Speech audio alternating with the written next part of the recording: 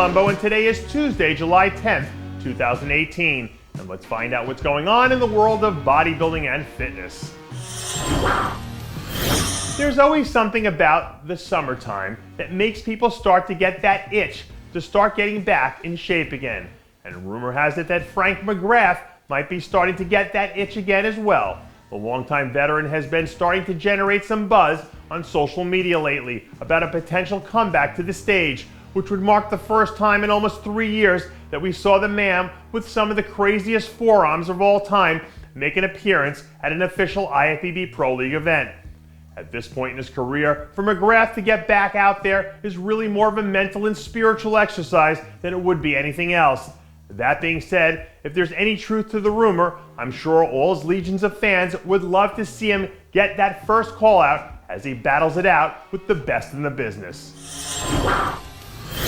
Now that we're smack dab in the middle of a July heat wave, it finally feels like sun's out, guns out season is officially here. So I guess it's a good time for 212 powerhouse Tristen Escolastico to drop some video from a heavy arm day.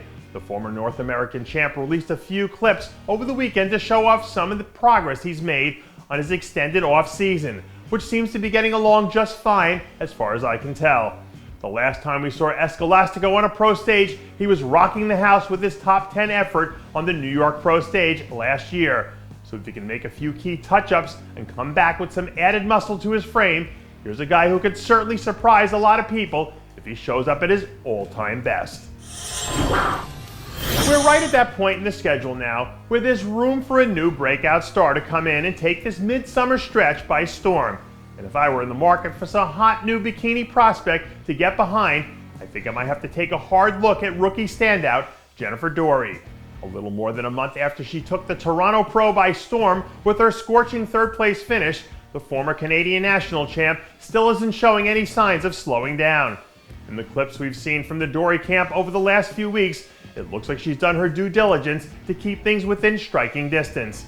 And once she gets ready to crank it up into high gear again, watch out, because she's got a chance to be a really dangerous competitor over these next few months. When you live down here near the Gulf Coast and the Caribbean, you know all too well that hurricane season is right around the corner now.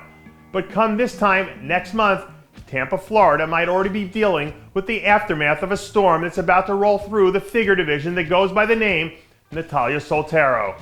Back at the start of the season, Soltero came storming out of the gates when she put together a highlight reel performance in her win at the Upper Midwest Pro.